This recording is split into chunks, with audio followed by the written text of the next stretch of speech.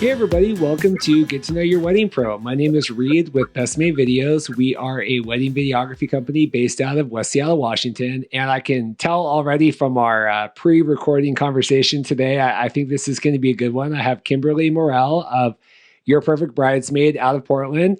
And I will say I'm very impressed. I was looking through your site and reviews and everything before we got on today. And there's not many people in this world that rival me in the number of Wedding Wire reviews and have actually taught me. We have 165. I think you guys have 185. And so I do always think that is just a tremendous, to the dedication and the service and obviously everything you guys offer. So excited to have you on the podcast today. Why don't you introduce yourself and tell us who you are and what you do? Thanks, Reed. Hi, everybody. My name is Kimberly Morrill, and I am a wedding planner. I own Your Perfect Bridesmaid. We're a team of planners headquartered here in Portland, Oregon, but we actually serve basically Northern California, Oregon, and Washington. So we get to travel and explore the beautiful Northwest. And what I love about you guys, and we were talking, at the beginning here about reschedules and stuff kind of before we started recording. And, you were talking about just a tremendous number of weddings that you guys have had to, manage, with reschedules or postponings this time of year. And it just means, people that are, we try to be a high volume. You guys are higher volume, but I think that is great because you get to see so much, you get to know so much, you have so much different insights about every little thing when you do, it just the way it is, right? The more times you get up to bat, right, the more chances you have of hitting a home run. Exactly. So talking to me about, you, the company, the team, kind of set the stage of what we have going on. Yeah, absolutely. So after college, I went actually to college down or up in Olympia, Washington at St. Martin's. And after I graduated, I got into corporate event planning. I lived there on Alki Beach, so not too far from you there in West Seattle, and worked downtown and did corporate event planning for about 5 years. And then as my friends were getting married, I simultaneously was just feeling as though I needed something a little more rewarding, a little more service-based, professionally speaking. But I loved events and wanted to find something within that realm. And so I dipped my toes in the wedding planning water by helping my friends and just immediately fell in love with the work. Being able to help couples navigate the wedding planning process and then give them and their family the ability to just relax and enjoy the wedding is it's extremely rewarding. And so I started Your Perfect Bridesmaid, and that was 12 years ago. And, one of the best things about this journey has really been the ability to expand my team. My team are probably the best thing about Your Perfect Bridesmaid. Thankfully we've had incredible retention. So we've had folks stick around and they've really been able to become just part of the family. And so being able to work alongside such awesome people and do what we love has just been a dream. This year has been interesting. It's honestly been pretty heartbreaking. We've had to move 83 weddings and counting, and just our couples. I mean, as you know, what their wedding day is so much. It's an incredible milestone for their life. It's the joining of two families. It's an epic celebration, and for that to just be put on hold or delayed, especially during a time when we need our friends and family and we want to be close, it's really been sad. But 2021 is hopefully going to be amazing, and those celebrations I think will be even more meaningful when they can happen. Yeah, we were talking before we started recording. You said you guys had just had a micro wedding, and we just came from a couple over the weekend. And like you said, it is. And I will, we can talk or not talk about the safety of everything regarding it. But what was clear to me with filming that event over the weekend was, yeah, how desperately people were wanting to be able to connect with their friends and family again, and how much people have missed that. And obviously there are safety considerations and all of that aside. But yeah, it's as important as weddings ever were before, and getting to celebrate and see, longtime friends, family, coworkers, whoever from all over, especially now, it's so important to have those people in our lives. You know what I mean? It really is. I feel like the past couple of years, there's been so much talk about, how technology, keeps us close-ish, and anecdotally, there's been a lot of comments about how people are not as social in person. And I feel like what, the pandemic, what the quarantines have taught us, is that we truly need that human connection. And, um, and I think maybe, we had taken that for granted in the past. And what I'm seeing is, some of those regulations loosen up, is that is the first thing people are grabbing to. It's, they want that human connection with their favorite people. Yeah, I would definitely agree with that. And I think that, yeah, we've been so reliant lately, in the past, you're out with friends and family, you're on your phone, you're checking whatever, you're at the concert, you're taking Hmm. photo, all these different things that we're taking away from experiencing. And, now it's like my wife is happy to have two of her friends over, distant in the backyard, right? And just be able to talk. So true. But you know what I mean? But it is, and not that she didn't, she appreciated that a lot more than I did in the past, right? But that's all they want, right? Is it's so good to see Yeah, you in person, right? It's so good to, it's even if we can't hug, just to see your face and everything. it's so true, and I think people are also realizing the energy that we get from each other. I know I've been doing, Zoom call after Zoom call after Zoom call, and you just don't get that same kind of kinetic energy.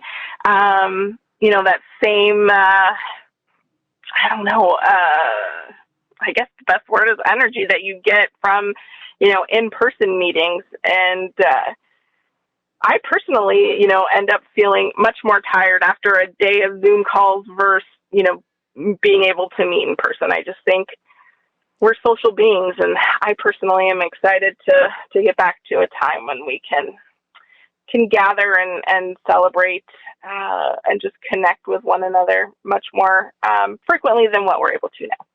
Yeah, it's so hard to read that. I mean, we just had a new client consult yesterday on Zoom, and trying to read that energy, right? It's almost like when you have a consult, it's almost like it's a first date or something, right? And you're trying It's so true. to feel that out, and it's like the only way, right? I can still date, It's so but true. be married, right? But you sit down and it's like, okay, you're feeling this out, and it's night and day when you're on Zoom, and trying to read that energy level, and just kind of get to know. And obviously it's a good alternative, and it's obviously the only alternative right now, but yeah, it's Yeah. definitely challenging. Yep. It's I guess just part of life currently. My last thought on this before, because I do want to focus on you guys and your company, is the one thing that this has taught me, not that I didn't know already, the importance of wedding planners and coordination for weddings, but especially with everything going on, I don't think there is a more important vendor type of any kind right now, with the expertise and the knowledge of all the different regulations and everything you guys need to know.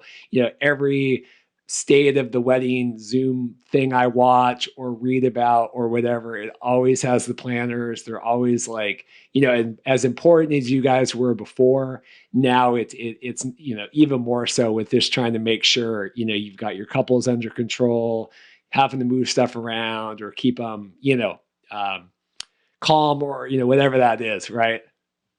No, well, thank you for that.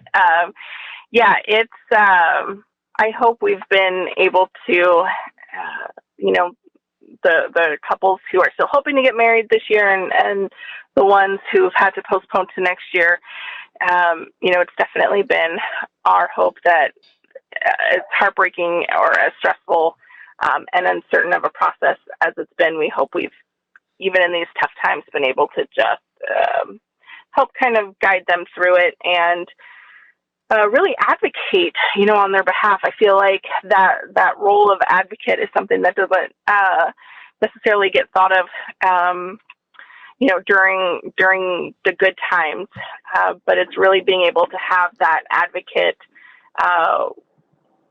during times like this, you know, during struggles that I think couples appreciate and see, you know, the value of the most.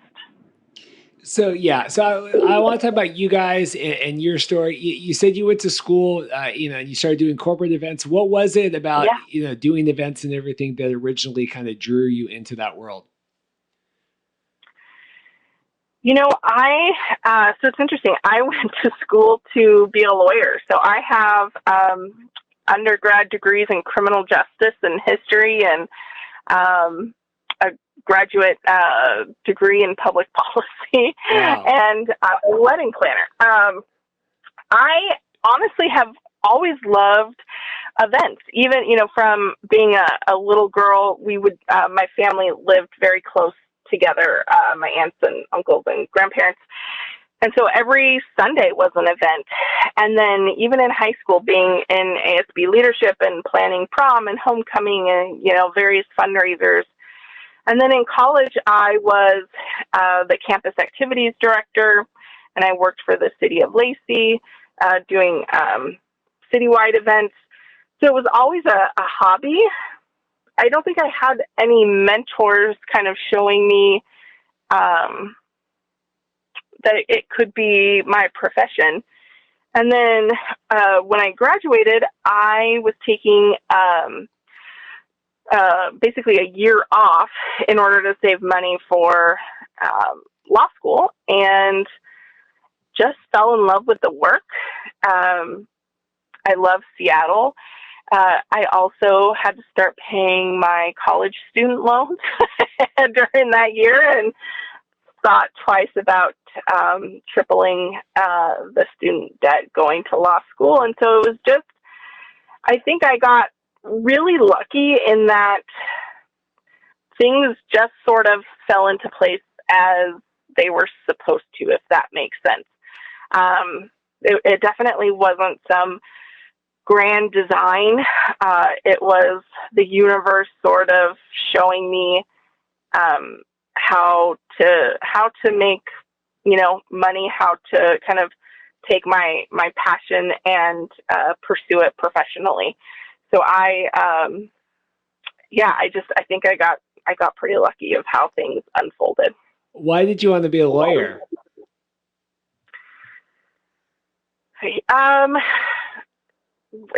I had always wanted to be a lawyer, even as a little girl. I felt like lawyers fought for people.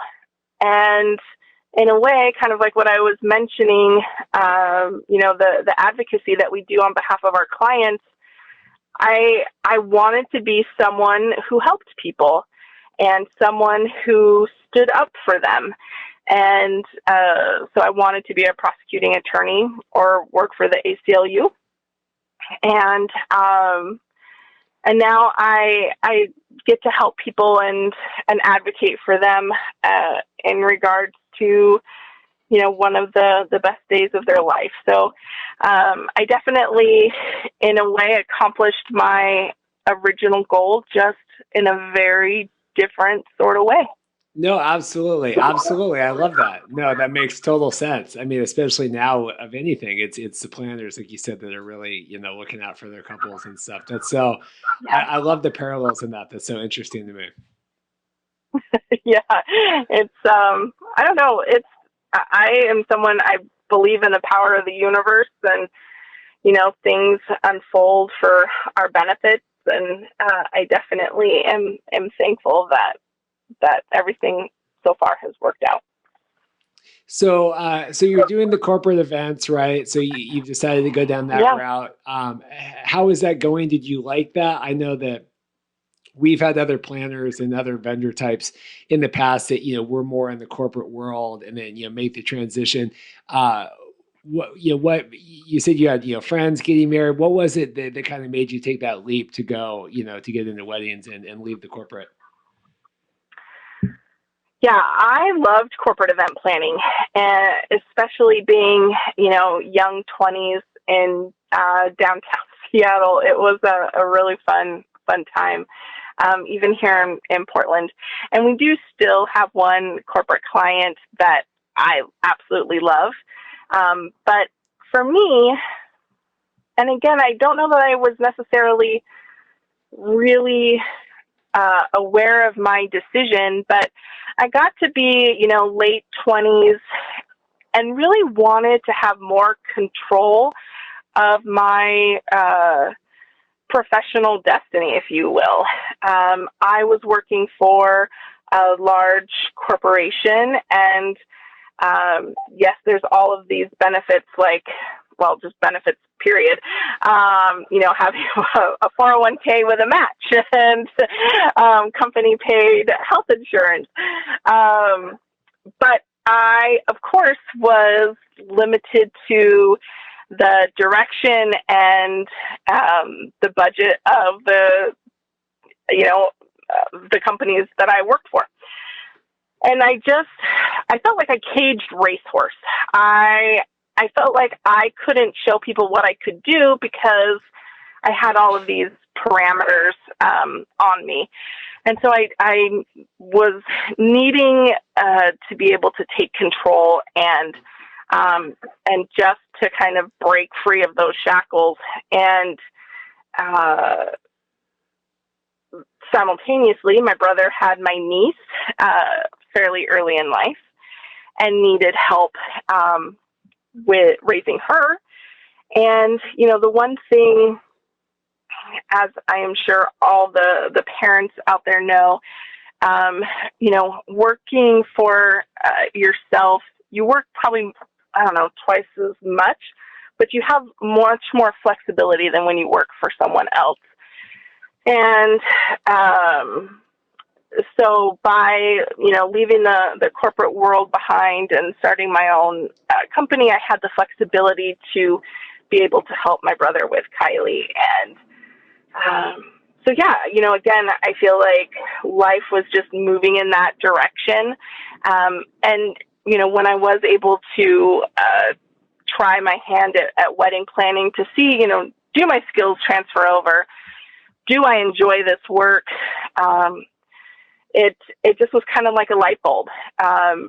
Being able to see how much stress I was taking off of couples, who in those first couple weddings were my friends, and just, having kind of the freedom to kind of flex your creative muscle a little bit.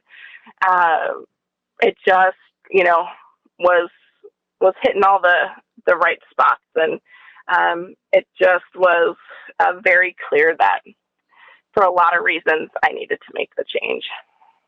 Was that a pretty seamless change? I know, like you said, and we do corporate stuff too, and it's definitely a little more cut and dry sometimes. I mean, obviously, you can have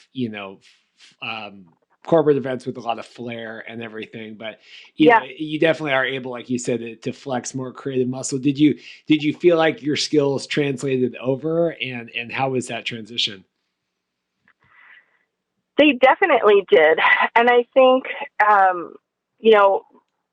I was really fortunate. I had an incredible direct supervisor who really showed me and gave me the flexibility to pursue a lot of different kind of avenues within my job. I mean, so for instance, I worked on the internal intranet, the intranet for the company.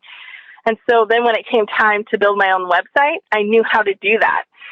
I had worked with, the corporate communications office. So I knew about brand guidelines and, how to make things cohesive when starting, Your Perfect Bridesmaid. It's amazing, like 12 years down the road, how you can see how like all these little things were falling into place. Not only in the, hey, how to plan events, but the how to run a business side of things as well.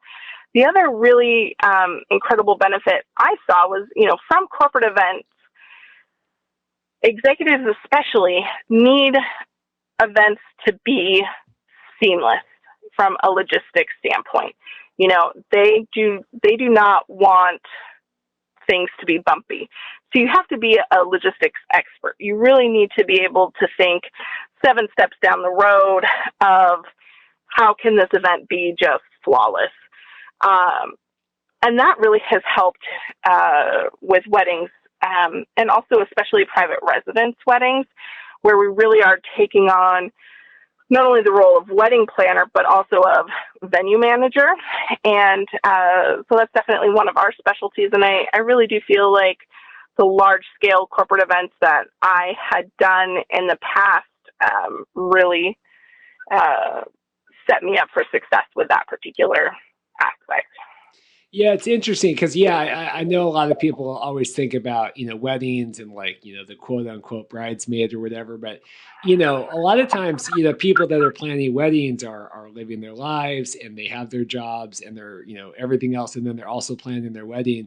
And sometimes if you're doing a corporate event and you're a corporate liaison or whatever for those like 2 weeks or through whatever before the thing, that might be one of the only things they're working on. So it is a lot more like it really has to go right, and they're really making sure, okay, now at this exact minute and this exact, it's almost worse coming from that corporate side sometimes in terms of that that attention to detail. You know what I mean? No, 100% agree. And also being, I feel like budget adherence is another skill set that really carries over. We were required to stick to a budget, with corporate events, down to the penny. And that really helped us, be prepared to succeed in helping our couple manage their budgets. So I do think that there's a lot of crossover between the two, and also just the customer service aspect, being able to really listen. It's amazing to me how many people can't stop talking to just listen to the details. I really find that listening and really asking the right questions to understand to the level of detail that you need to really deliver. There's a lot of crossover there. When you were talking about customer service and everything, so when you were saying, okay, we're going to develop Your Perfect Bridesmaid, I'm going to make my own company, what did you want that to stand for, or what did you want your mission statement or whatever to be? How did you envision your company and as it relates to the customers that you service? Yeah, so two kind of different areas with that. So with our name, Your Perfect Bridesmaid, that was really our approach to customer service. We wanted to be an informed, experienced friend for our clients, someone who would go to the end of the universe for them, someone who would advocate for them, someone who took it personal. That is kind of the mission statement behind the name. Secondly, so we started the company in 2008. So the midst of a complete and utter economic meltdown, which shows you I did not go to college for business school. Otherwise, I probably wouldn't have done that. But so with that, people were being laid off left and right. Finances were extremely tight, and my friends who were getting married at the time were really finding so many of the wedding planners at the time, it it was like a luxury item. And I really felt like the experience, the know-how, the wisdom that wedding planners bring to the table for couples, it shouldn't be a luxury item. Every couple deserves to enjoy their wedding. You know, every family deserves to not have to work their child's wedding. And so for us, I really wanted to find a way to allow wedding planning to be something that every couple could afford, and to just find a way to try and make a living doing this while keeping the services affordable. So those were kind of my two goals. Yeah, for the last 10 years it's been, I survived the '08 thing, or I started a business in the '08 thing or whatever, and now it's going to be, I survived in 2020, right? I mean, in another 5-10 years We that's should going get patches. Yes, yes. I feel like for those of us who have made it through, each disaster, we should get a patch to sew on our belt or something. It's yeah. Both periods have made life very interesting, but I feel like we're getting through. We're going to get to the other side. It is just so interesting though. It's like when they talk about if your grandparents or if you know someone that was older that had suffered through like the Great Depression or whatever, and that they were so frugal and so afraid of pain because you lived through that. And I had just started my career in TV in a way. I had just graduated from college. And, I think I've told this story before on the podcast, but, it was like the third Monday I was at my job, having moved all of my belongings and everything down to Bakersfield, California. And I got called into the newsroom, and I thought for sure that I was going to get laid off, that they had already laid off, 17 or 18 people that morning. And our newsroom was not that big. And I remember being asked to go out for months afterward.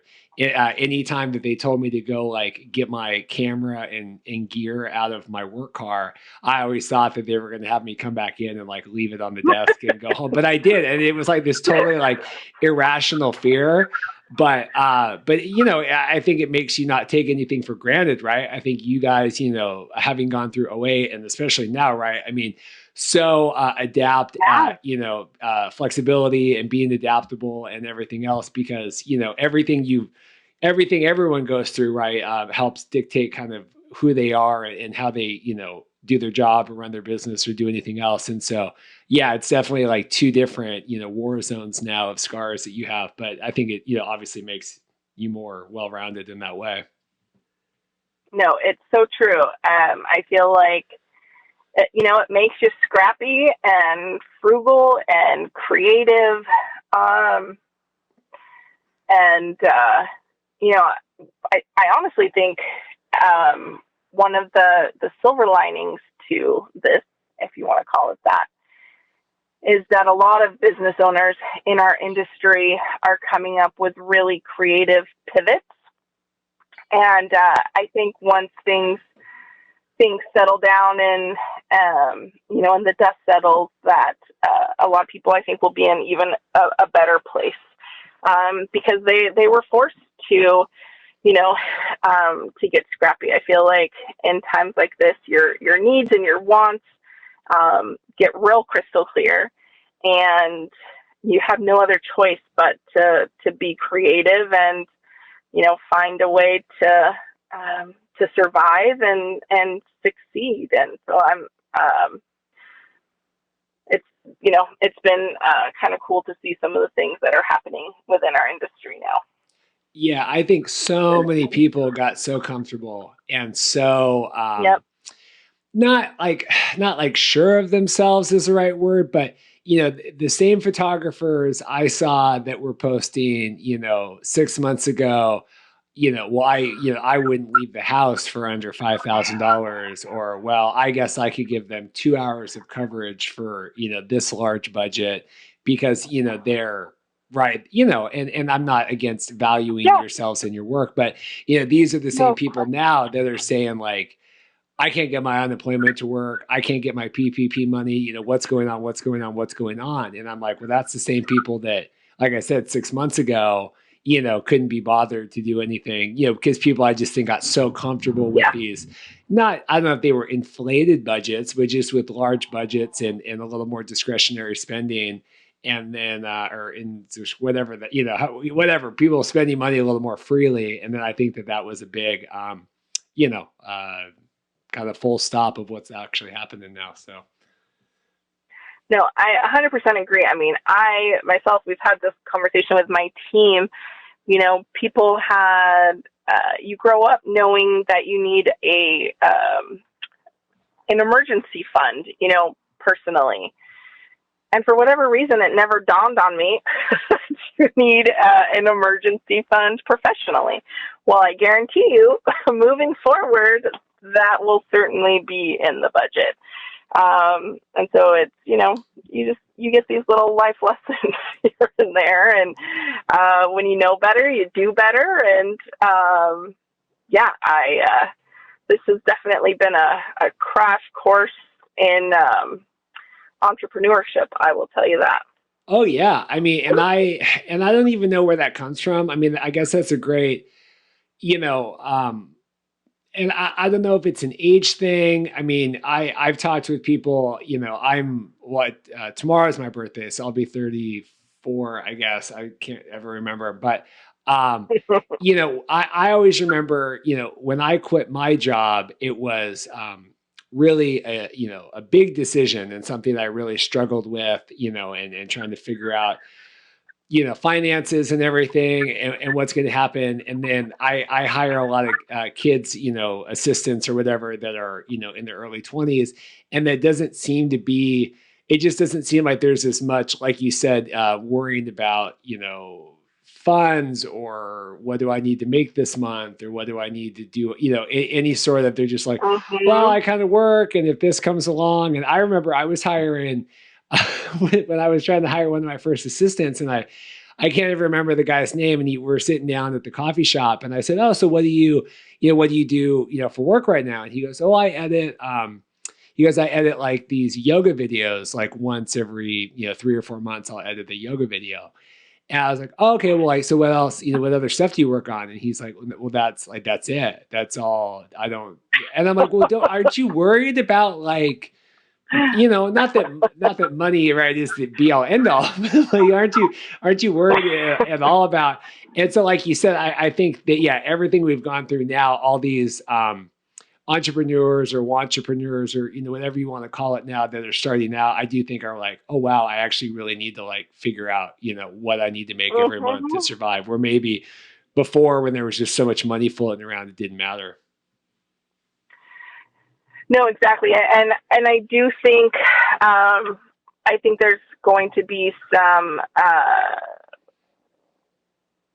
kind of clearing of the field for some of the various industries within the wedding, industry, in terms of the hobbyists finding another hobby, so that the true professionals aren't going to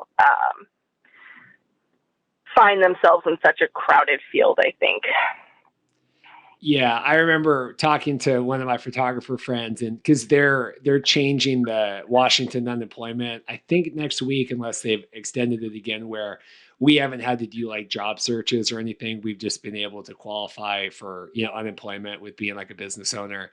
And we were Oh, talking, and he said, "Well, what are they going to do when when we have to make those searches, right? Because like if you're like a car salesman and you get laid off, and you in normal times are expected to go look for other work in a similar field, or whatever, to qualify for that unemployment, right? And Washington hasn't made you do that since March, because we had the stay-at-home order.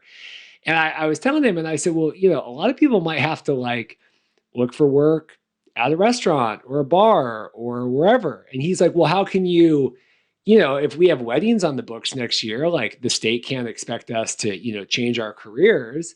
And I said, dude, being self-employed is a luxury. That's not an expectation. Yeah. That's not an expectation that you should, just because you decided that you wanted to do this, that should just be granted to you for the rest of time without having to, I mean, sometimes you really got to earn it. And I mean, it right now it sucks, but that's, that Yep. is, it's not a given. It's not. And,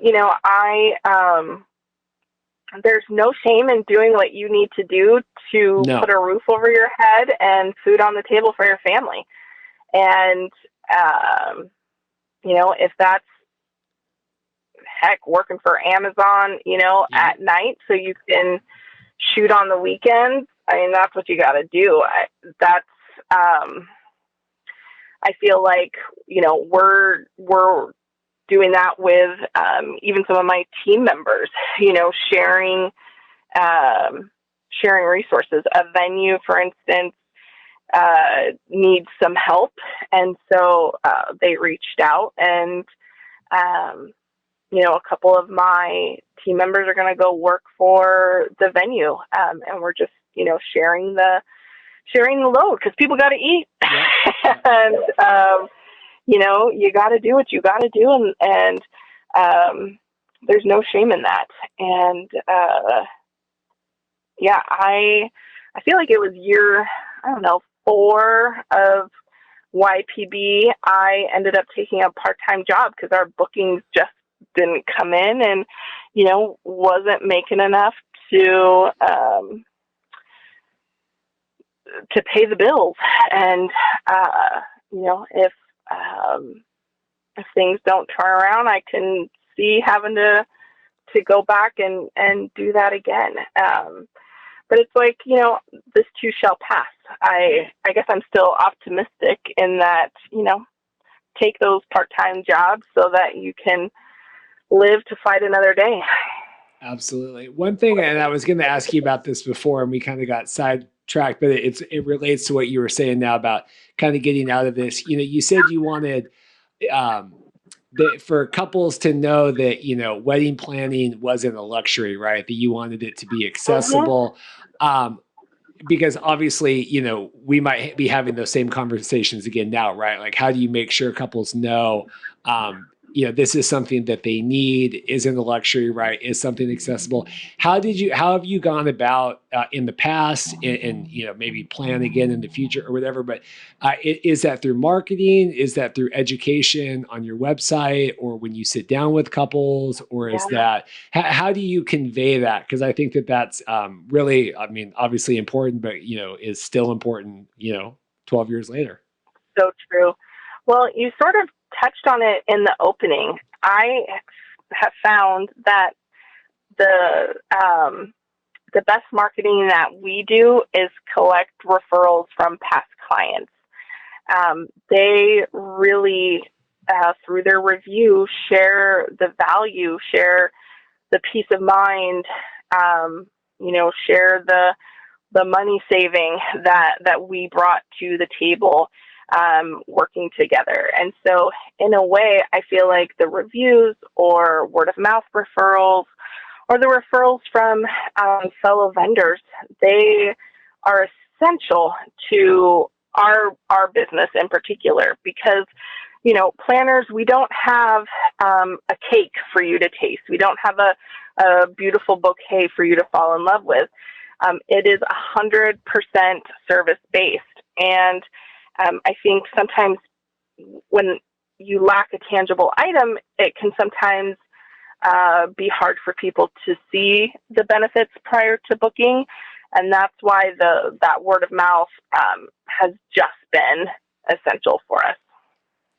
Yeah, no, absolutely. I've said before on the podcast, even when we were going to get married almost 4 years ago now, that was the hardest sale, for me, for my wife, right, of vendors, because I was in the industry already, and referring, photo or venue, but trying to get the planner, even even for my future wife, of a wedding vendor, that was an incredibly difficult, because it's so hard to like. I just remember the conversations that we had. And she's like, but I don't what do we get from that? Like, what do we? And I was like, all this stuff, like, you're not going to have to stress about anything. Your mom's not going to have to worry about anything. Your dad's not going to have to worry about anything. Like, but you can't, that's not like a thing you can hold, right? I mean, even like with Mm-hmm. video, we have, a highlight video or whatever that you have. It's so hard to you can't sell that feeling, right? Or it's hard to sell that feeling. It's hard to It is. verbalize that.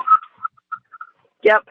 And I mean, just a perfect example. So before we hopped on the call, I had a sales consultation, and the bride's brother got married a couple weeks ago, and she's getting married the end of August. So we're not too far away.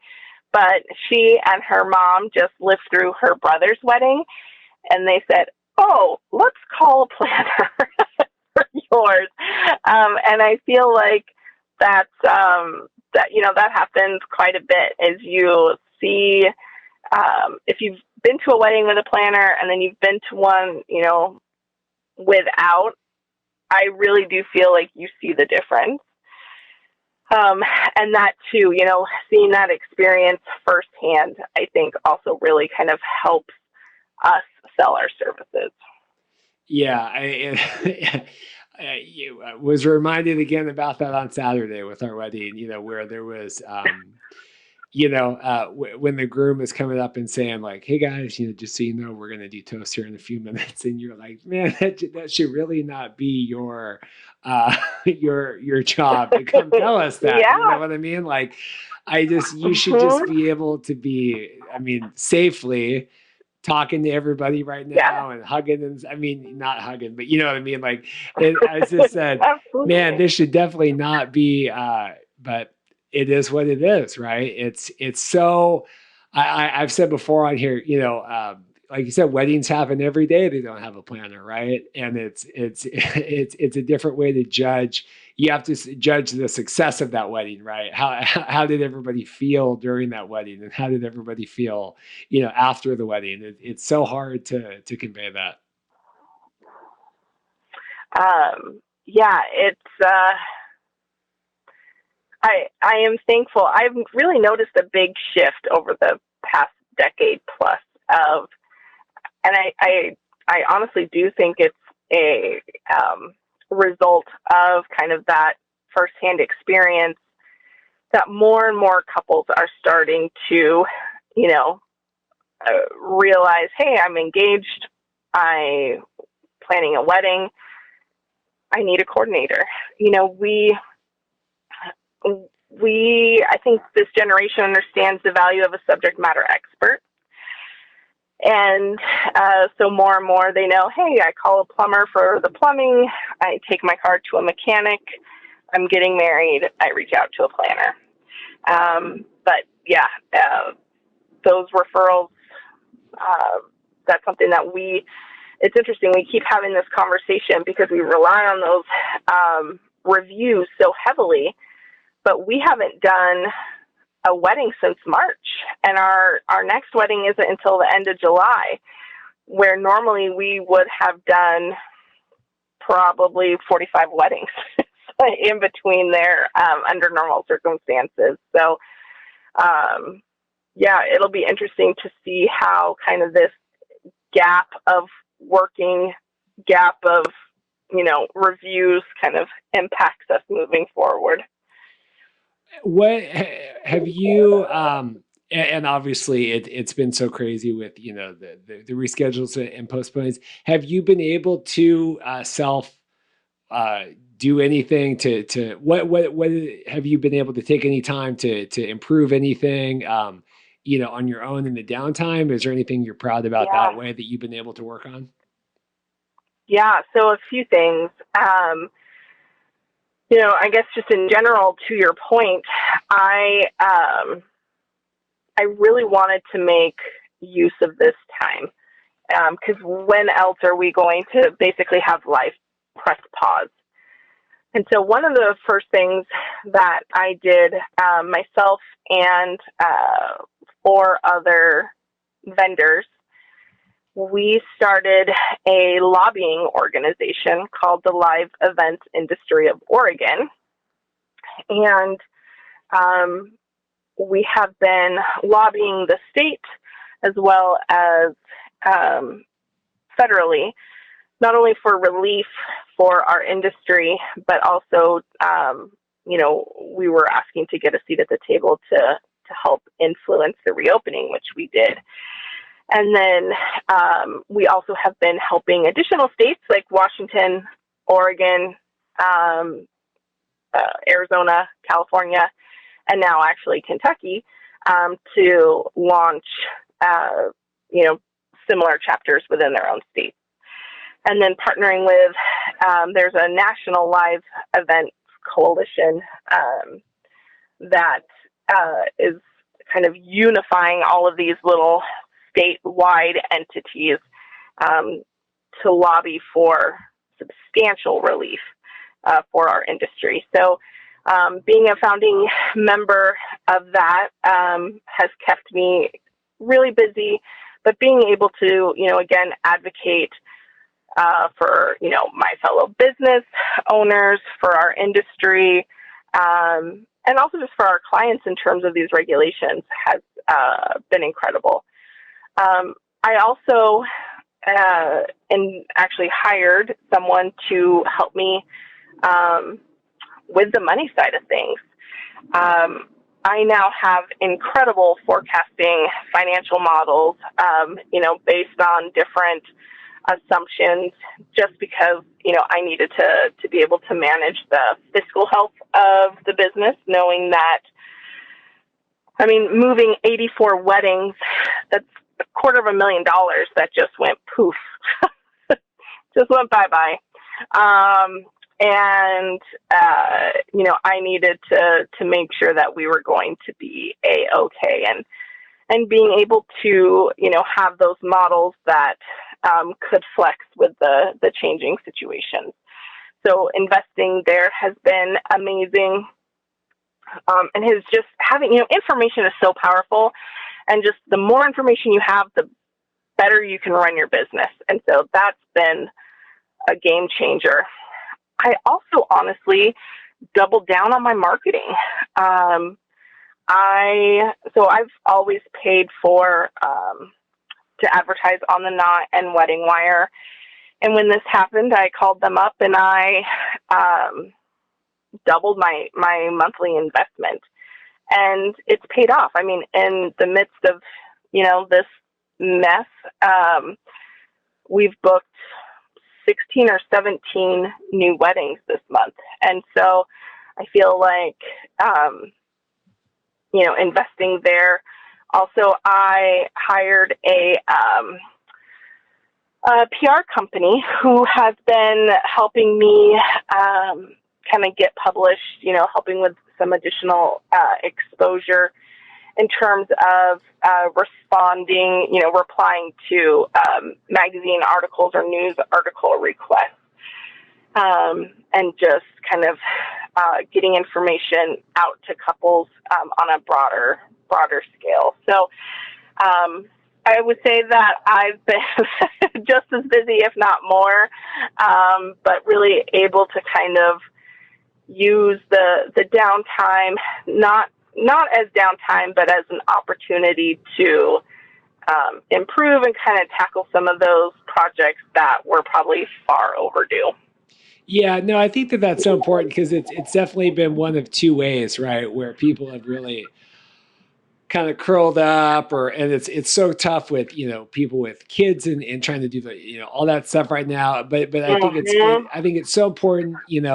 We similar with marketing and stuff. I used to just pay a lot for like our web kind of SEO stuff. And, that was one of the first calls I made back in March, was saying like, hey man, we got to put this on pause right now. And, even just trying to do a lot of that stuff on my own, and just seeing how much we could grow everything, just for free, with just me kind of doing the back end, whatever.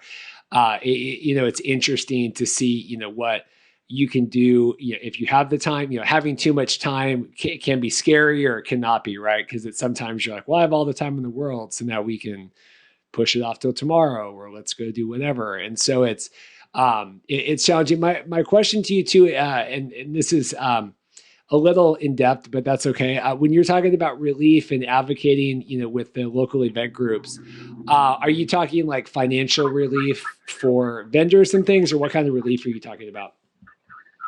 Yes, exactly. Financial relief for businesses, small businesses within our industry. So, for instance, one of the things that we, and I know other organizations, really lobbied hard on was the PPP reform. So, many small businesses were able to qualify for a PPP loan. But originally, we had 6 weeks that we had to use that money. And when none of us could have weddings, how are we supposed to, pay our team to get that money forgivable? So one of the things that we really put a lot of effort into was lobbying to extend that, and just to, educate, hey, this is great, but we can't work. So we can't pay our staff. We need to, get this adjusted. And, our efforts, along with a lot of other people, we were able to get that changed. Right now, the Live Event Coalition is working with lobbyists there in DC to roll out a really powerful aid package, and hopefully we'll be able to see some relief there. And that's part of why we're working with Kentucky, not to get too political, but we have, even right now, there's relief packages that have passed the House that the Senate is not willing to take up at the moment. And so we said, all right, well, let's get Kentucky involved, because, if it's the senator in Kentucky who's holding this up, maybe him hearing from hundreds and hundreds of his own constituents will educate him on the situation. And so I would say for probably 6 weeks now, we've been working one-on-one with businesses within Kentucky to get them organized and mobilized. And we're helping them organize a letter writing campaign, which should go live in the next 10 days. So lots of cool things going on. Yeah. And I know, like you mentioned, go ahead. Oh, no, I finished your thought. Sorry. And I know, like you mentioned, the Washington group, they just had a great meeting yesterday. Was it yesterday? Day before yesterday? With planners, just going over the guidelines and kind of getting everybody caught up to speed with Governor Inslee's updates. So, yeah, I think one of the best things about the wedding industry has been that it's filled with people who care. I can't think of too many industries where, that are so filled with creative people with big hearts. And I think that's leveraging that, mobilizing that, is what's going to get us through to the other side. Yeah, because it's so hard, and that's why I kind of brought it up. Is Dorothy and I were talking about it last night after watching that group thing, and I said, it's so great that we're advocating for trying to open up events and stuff, but there needs to be some financial relief in there as well. I mean, people just aren't. It's just not. Yep. and that was just my question because, not, like I said, not to get too kind of in the weeds on this, but, yeah, it's twofold, it's being able to do events again and to do events safely, but also, doing an event in 2 weeks isn't going to make up for the 4 months of everything that nobody did. So, it's twofold. Well, no, and again, not to kind of go off the rails, but just today, so we've been working on this PR piece. So we worked with Mark, who owns Moving Pictures. It's a videographer company here in town, and he has created a video for us to kind of accomplish, I think the two things that need to happen. One, it's an educational piece on the economic impact that events have locally. I don't think people have a clue on how important events are to a state's economy.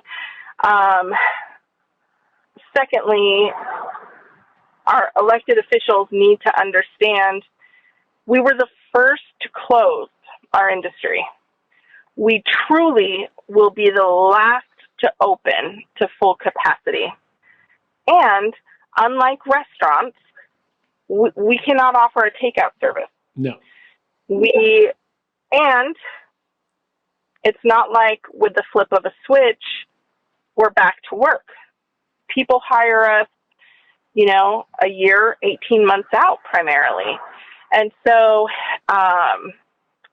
the economic recovery is going to be such a longer runway than what I think people realize. And, I'll forward you the video because I think you